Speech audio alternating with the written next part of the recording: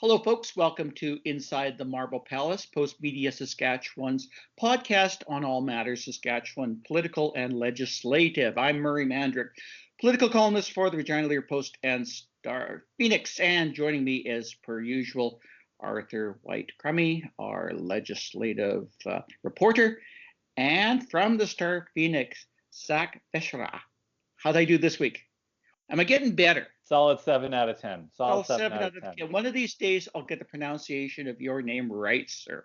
When that happens, you can come over for pasta Sunday dinner. I'll make sure. Believe me, I'm looking forward to that.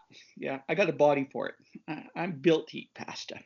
Arthur, I'm going to start with you because there was some bold talk from a bold premier as the session ended last week about one day maybe filling Mosaic Stadium, maybe not immediately, but one day filling it. But I think you have a sense that what he's proposing in terms of the plan to get back to normal isn't quite as bold as the talk. So tell us the difference. What are you seeing in terms of what you're hearing from Premier Scott Moe and how we might eventually get there, and there being a full Mosaic Stadium at some point, as per what I think the Premier is talking about, and probably what everybody in this province wants? Yeah, I mean, I view this as more of a communications tool than anything else. I really just think it's the Premier, again, trying to give people some optimism and trying to dangle that carrot to get more people vaccinated. I mean, vaccination is certainly more or less the only thing he talks about these days, except for Mosaic Stadium and his, beloved Rough Riders. But I think it's all part and parcel of the same package, right? So if we're able to get to the targets that we're looking at for stage 3, a lot of that is undefined. Like, people don't really know what stage 3 is going to look like at this point. We don't know whether we're going to be masking. We don't know whether we're going to be socially distanced. There's no mention of Mosaic Stadium in stage 3, but I think even in the vaguest sense, Premier Moe is giving us a notion that life might look like normal in stage 3, and what is more normal than being in Mosaic Stadium, right? So whether that's a partial sort of trickle of people in to kind of watch a few Rough Riders games, or whether we get to something a little bit more ample remains to be seen. Even the Premier seemed to sort of hedge his bets as we continue to ask him about it, saying it might not get right full, but there's damn well going to be people in that stadium as far as he's concerned. Yeah, just before we get into Zach, it's interesting. Do you think this vagueness is deliberate, or partly because it's really hard to say at this particular point where we are at the end run to the COVID-19 pandemic, as we've been kind of saying for 6 months now, we're at the finish line? Or is it a combination of both the Premier not really knowing and not really wanting to say, because that ties him too much to specific goals that maybe they can or cannot meet? I would suspect it's a little bit of both, Arthur. I thought we were going to Zach, but sorry about that. But no, I can definitely answer. I mean, I agree that it's a bit of both. But I don't think it's entirely unrealistic to think that we are going to get to something approaching a normal attendance at Rough Rider game, maybe half attendance as we get into the fall. I mean, it's very speculative at this point, but we're already seeing stuff like that happening in countries that are much further ahead of us in the vaccine plan. We're seeing that happen in, Israel. We're seeing it happen in the UK, and that's pretty much where we're going to be by the time that we're getting into the later stages of our plan. This is where I wanted to go with you very quickly, Arthur, because you have an interesting take that maybe the federal government is being way more cautious. Well, it is being way more cautious, at least in language, than what we're hearing from Scott Moe. But maybe the federal government is a little too cautious compared with what we're seeing out here in Saskatchewan, which might be a place where there's reason to be cautioned, because we're stuck between Alberta and Manitoba, I should say, and we're dealing with a situation where at this point we're still higher than average, I think, in terms of the case rates. Yeah, I mean, there's certainly still risk. There's certainly still, as you say, threats on both sides of us. Things could change at, any moment. But based on the trends that we're seeing and based on what we can forecast in terms of the way that vaccines are rolling out, it seems to me as though the Saskatchewan plan is more in line with the realities, and secondly, with the public mood. I was kind of shocked when I saw what the federal government was proposing on Friday. It was extremely cautious, talking about potentially waiting until summer to do things that we're already doing here in Saskatchewan, having small outdoor gatherings, having patio dining in, a lot of restaurants. That might have been something that seemed unimaginable in Ontario when that plan was designed out of Ottawa. But it's very much off base with, I think, where we are here in Saskatchewan. And we heard that from the premier, that this is going to have absolutely no bearing on the plan that he's proposing. He's going to stick with his reopening roadmap. I mean, and the federal plan just gets, I think, more off base with what we're seeing here as we move into the fall. They're saying we can't expect to see a loosening of indoor restrictions until we have 75% of people vaccinated with both doses. That's completely off base with the Saskatchewan plan. It's also off base with what we're seeing in virtually every other developed country that has a reopening plan. It's off base with the United States. It's off base with Israel. It's off base with the United Kingdom. It's off base with entirely, pretty much all of Europe. So it's really something that the federal government came up with the most conservative reopening plan in essentially the entire developed world, and I'm not surprised to see the way that Premier Moe reacted to it. It's true, and generally speaking, regardless of what we're going to see out of Ottawa, we're probably going to get a reaction from the provincial government that's a bit contrary because of the politics and everything else in play. But Zach, you're living in a place in Saskatoon right now where there might be a little bit more legitimacy to caution and concern because it is now Saskatoon being hit with higher numbers, although maybe they've declined a little bit over the last day or two, and Regina, who has certainly seen a decline. Tell us about the ICU situation in Saskatoon, the struggles that we have there, because that's critical. And tell us about maybe where the vaccine plan isn't working, because you've done some stuff on that. But let's start with the ICU situation and the Saskatoon situation in general. Sure thing. I think the big message here, Murray, is that we're not out of the woods yet. And that's what we keep hearing from people in the ICU as well as from public health doctors. Saskatoon's ICU is not in as dire a situation as Regina's was just a few weeks ago when we were double bunking people in the ICU, but we're still eyeing a potential expansion of our physical ICU footprint. So in other words, the ICU is bigger right now than it would ever be at a normal point in a previous year, which is obviously very much not a good thing. And staff are really, really tired. I think something that they're watching with a lot of concern are some of the new variants of COVID-19 that have been introduced into Saskatchewan. We're obviously a little too familiar with the UK variant, but now we're seeing the Brazilian variant kind of cross over from Alberta, and we're also seeing the variant that was first detected in India as well. So still plenty of stuff that can go wrong. And I think this is where we come back to the Reopen Saskatchewan plan being maybe more cautious than Premier Moe's rhetoric would suggest. There's kind of the giant proviso that at any point when the hospital system is under too much strain, they can just press the pause button and the whole plan is put on hold.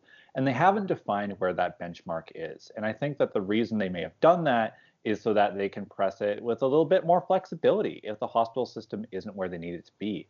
I watched Minister Paul Merriman speak with Evan Solomon on CTV the other day, and he said something that was quite striking to me, which is that he sees the goal as being not overwhelming the health system. And I think that's always been his approach to the pandemic. It hasn't necessarily been COVID zero. It hasn't been driving cases down to as low as it could be. It's about keeping that health system intact. And I think that's going to be the strategy moving forward.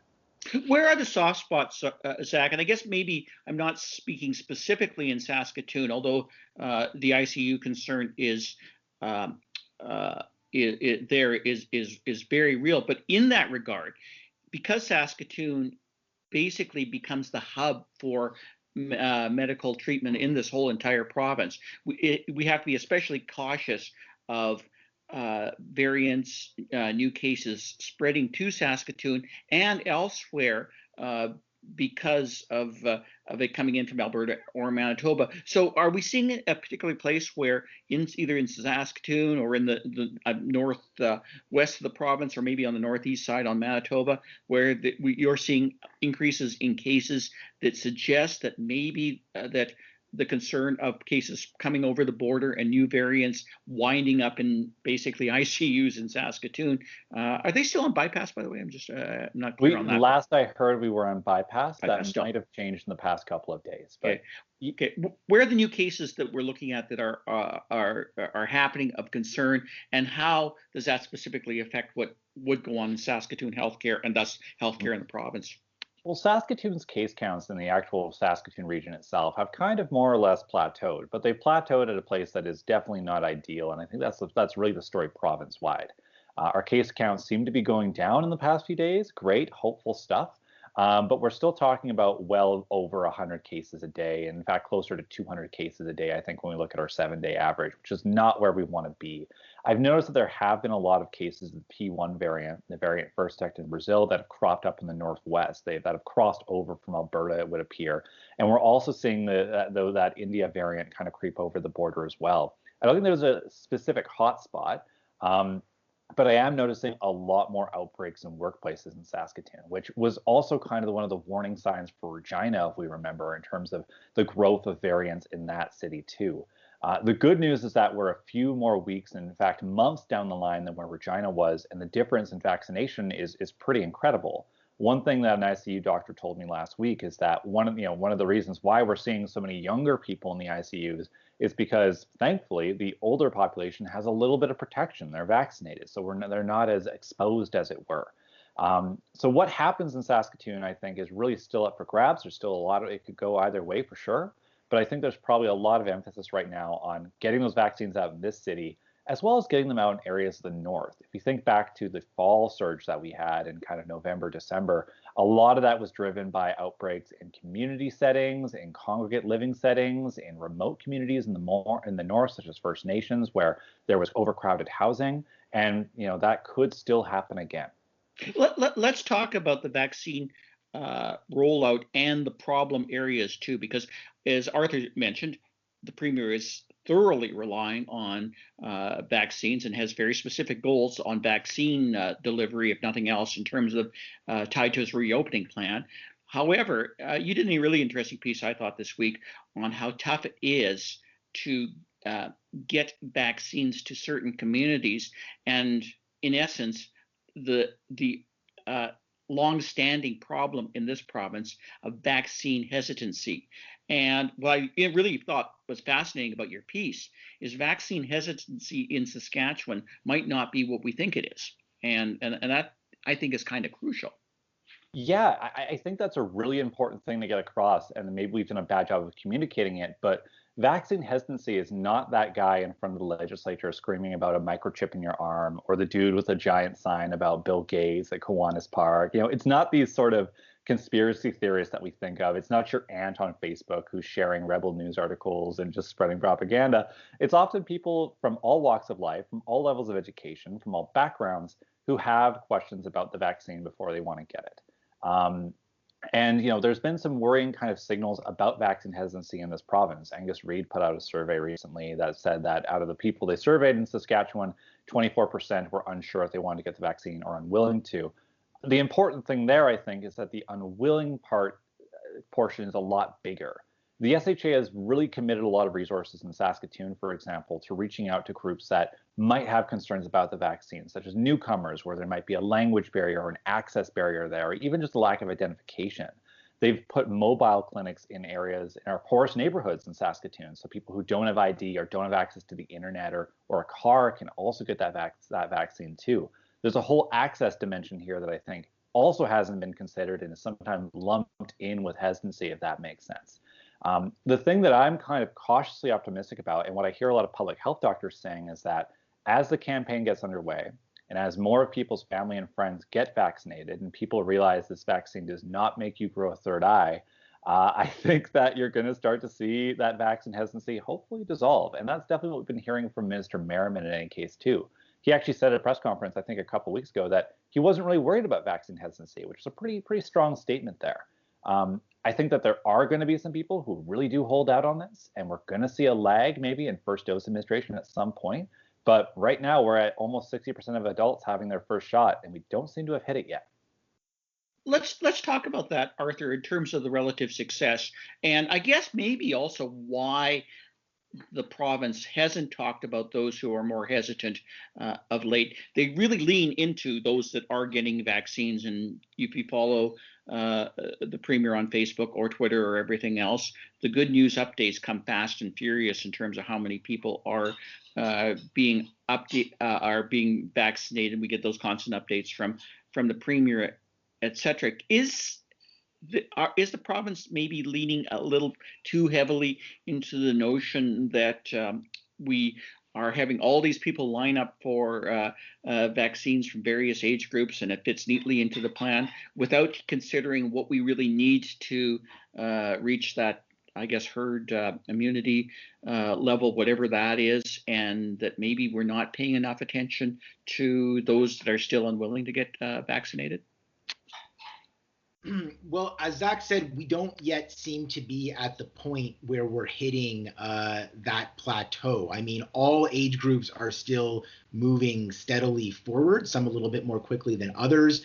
And based on what we're seeing for the highest age groups that have had the longest chance to get their vaccine, I mean, the rates are extremely high, brushing up against 90%. So as of now, the data isn't really giving much cause for concern. And as Zach detailed, there are extensive outreach efforts. There's been a lot of there's been a lot of advertising efforts with prominent people that I'm sure everyone has seen. They've really gone all in on this vaccine plan.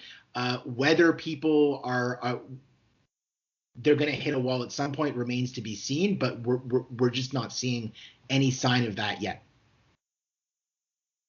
Zach, I'm kind of more interested in the strategy because it has been based on George Reid, the riders, and maybe what Arthur talked about, the Premier hinting at, well, maybe this is or isn't tied to the opening of Mosaic Stadium, how many people we can get in the stands. I can't imagine with the Stanley Cup playoffs opening up to live attendance that we're not going to see the Premier push for that in the playoffs. And one of you guys is from Ottawa, one of you guys is from Vancouver.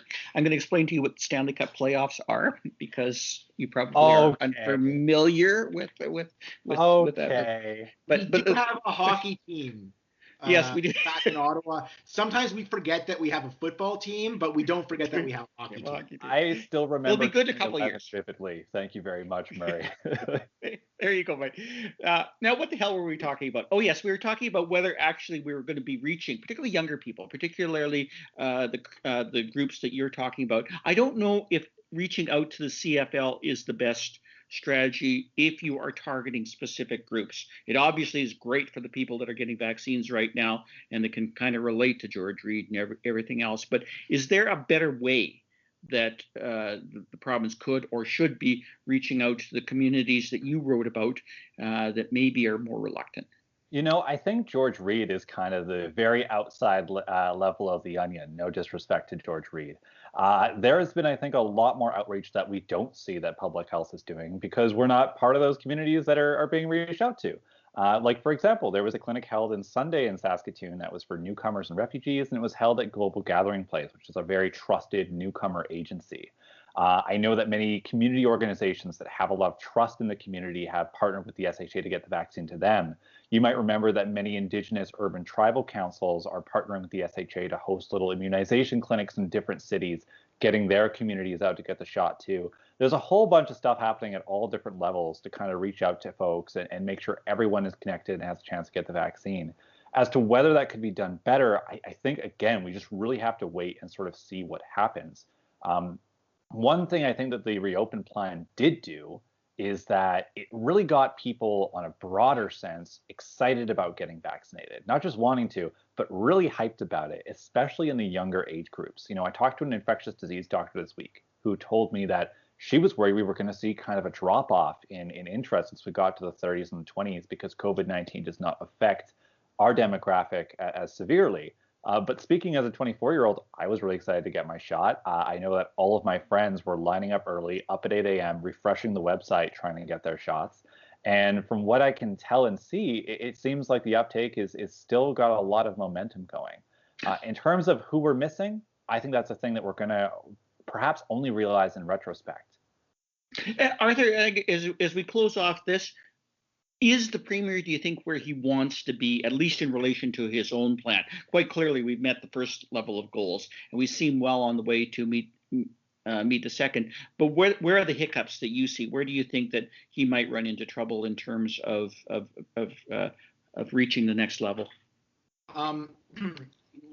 We're more than well on the way to getting to the next stages. It looks entirely feasible that we'll hit the trigger point for stage 2 this week. I mean, we're at 68%. Last time I checked, we could be at 70 for the 30 plus. So to me, the question is not so much do we hit hiccups, but does this move so quickly that they potentially need to think about accelerating the plan, which is something that they've hinted they might consider. There was going to be a 3-week gap between stages, even if we hit the triggers earlier than they were expecting. But I think it'll be interesting to see whether Moe et al. Choose to perhaps add a little bit of flexibility to that timeline. I'm sure that will raise protests from various parts of the political spectrum, from some in the health community, but the province has always been clear, as Zak said, that their gauge for this was whether it puts pressure on the health system, and if that continues to lift, if we continue to see hospitalizations going down, and if we continue to see pressures on ICUs resolve to a certain degree, I think that Moe is going to be pretty eager to move as quickly as he can. We'll close off with you, Zak. Are the goals good enough? What are the health people telling you in terms of whether that's 75% for each level, 40, 30, and above 18, I think in mid-July, that we're looking at, if I remember the plan. Is that good enough, or should it be raised? Should there be a second dose component in terms of meeting 25% of people second dose before we start seeing some of these opening? What do you think that the health community really wants in that regard? I think the most striking thing to me, Murray, is that many of the epidemiologists and infectious disease doctors who I talk to, who are frequently very critical of the province's approach, and still are in many regards, by the way, a lot of them actually are pretty happy with the plan. They see it as being perhaps a little optimistic, but fairly reasonable. They like the fact that there are some caveats in there to pause things. They don't think it's a rush to reopen everything at once in a kind of gang rush. They're pretty okay with it. Some have pointed out that there might be some gambles in there, particularly maybe as we come to phase 2 and we start to reopen up a lot more activities and really get into the swing of things. But I think the most hopeful metric, as Arthur's already pointed out, is that we're actually kind of tracking ahead in terms of our vaccinations. We're looking at close to 60% of everyone 18 and up having a vaccine in the arm. And if we get to 70%, that's phase 3. That's something that we were supposed to hit sometime in late June, July. I think a really important part of this plan is the 3-week buffer period between those steps. I think if we do see an acceleration, the criticism will be that we are not respecting that 3-week buffer, that kind of grace period to see how is this affecting case numbers, how is this affecting hospitalizations, is it safe to take another step forward? I guess so go ahead. Leave one last number as food for thought here. The State of Israel that has been brought up by the Premier as one of his models for the vaccine plan, and is similar to where we might be by the time that we're getting into stage 2 and 3, had an average of 24 cases this week for a population of millions, I believe more than 7 million. So something to think about where we might be heading. Yeah, and actually, it's kind of nice to be able to talk about COVID in terms of progress, in terms of positive news that is coming out of this. And well, I guess let's hope by the time we have a podcast next week, there'll be even more good news. Zak, Arthur, thank you for your time and trouble, and good job as usual. Thanks, Murray.